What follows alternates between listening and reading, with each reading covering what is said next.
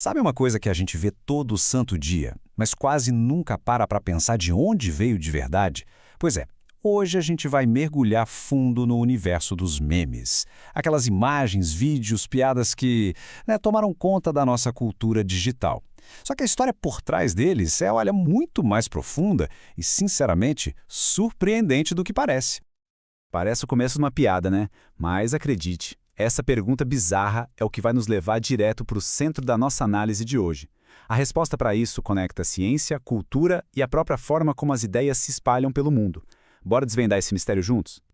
Beleza, vamos aprofundar isso aqui. Quando a gente pensa em meme, o que vem na cabeça? Geralmente foto engraçada, vídeo viral, aquela piada interna da galera, certo? Mas e se a ideia original de meme não tivesse absolutamente nada a ver com a internet? Pois é, o conceito nasceu num ambiente super sério, acadêmico, para tentar explicar como a própria cultura humana evolui. É justamente esse contraste maluco que a gente vai explorar. Então, nossa história não começa no Twitter ou em algum fórum obscuro, não. Começa num lugar bem mais inesperado. A biologia evolutiva. Vamos entender como é que uma teoria científica, uma ideia bem radical para a época, conseguiu escapar do laboratório e, de alguma forma, dominou o mundo digital. Tudo começa em 1976, com o famoso livro O Gene Egoísta, do biólogo Richard Dawkins. Ele estava com um problema. Precisava de uma palavra para descrever como as ideias, os costumes, as modas, como tudo isso se espalha e evolui na sociedade. Aí ele criou o termo meme, que vem do grego e tem a ver com imitação. A sacada dele foi genial. Para o Dawkins, o meme é para a cultura o que o gene é para a biologia. É a menor unidade de informação cultural que consegue se replicar. E o mais doido é que os exemplos que o próprio Dawkins usou não tinham nada, mas nada mesmo a ver com a internet. Ele falava, por exemplo, de músicas que grudam na cabeça, sabe? De bordões, de tendências de moda que de repente todo mundo começa a usar. E além, falava até de técnicas para fazer potes de cerâmica ou de como construir arcos em prédios. Ou seja, a ideia original era gigantesca, muito maior do que só uma foto de um gato. E a metáfora que ele usou é muito forte. Ele chamou os memes de vírus da mente. Pensa só.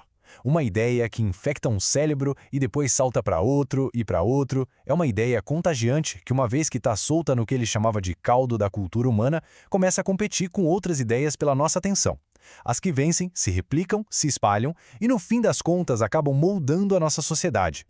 Ok, mas a grande pergunta é: como é que esse conceito super sério de biologia virou a base das piadas que a gente vê na internet? Olha, não foi um pulo direto, não. Vamos rastrear essa jornada, esse caminho que levou o meme do livro de ciência direto para a tela do nosso celular. Essa transição começa para valer lá nos anos 90. A galera da tecnologia, que já era mais nerd e lia sobre essas coisas, começou a usar a palavra meme para descrever aquelas piadas internas que rolavam nos primeiros fóruns. Aí surgiram os primeiros virais, tipo o bebê dançarino, que mostraram o poder que o conteúdo digital tinha de se replicar. Mas o grande marco mesmo, o que deu o pontapé inicial para a cultura de memes que a gente conhece, foi em 2001 com o All Your Baser Belong to Us. Mas a gente sabe que nem toda foto engraçada vira um meme de verdade, né? O que faz alguns explodirem e outros morrerem na praia. Acredite se quiser, tem quase uma ciência por trás disso. Alguns pesquisadores foram a fundo e analisaram os memes mais famosos para tentar entender qual é o segredo, o que torna eles tão contagiantes. Então, qual é a fórmula mágica de um meme de sucesso? Bem, segundo esses estudos, a receita parece ter 3 ingredientes principais. Se a gente voltar para a ideia do vírus da mente, dá para dizer que esses 3 elementos são que fazem o vírus ficar super, super contagioso. Bora dar uma olhada em cada um. O primeiro ingrediente, claro, é o humor.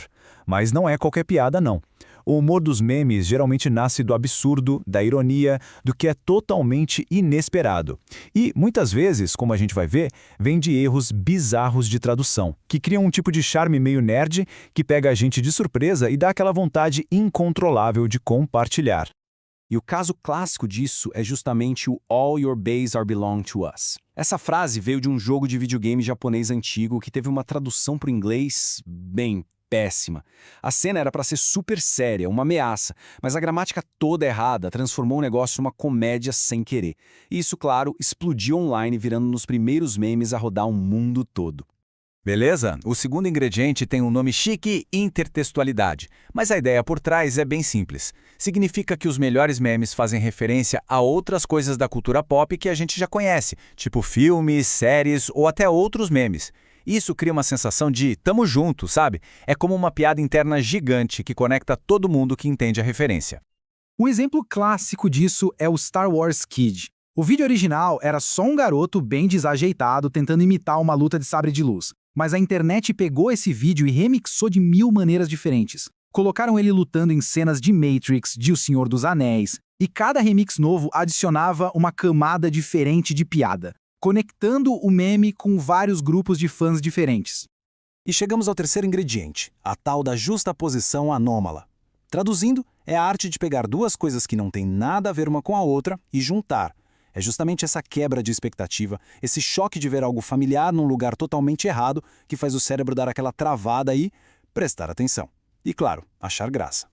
E não tem exemplo melhor para isso do que o meme Bert is Evil, ou O Beto é do Mal. A galera simplesmente começou a pegar o Beto, aquele personagem super fofinho da Vila Sésamo, e a colocá-lo com o Photoshop em fotos de momentos históricos bem pesados. Esse contraste absurdo entre a inocência do Beto e a seriedade da cena cria um humor que é transgressor, meio sombrio e, por isso mesmo, inesquecível. Ok, mas nem tudo no mundo dos memes é só zoeira e diversão.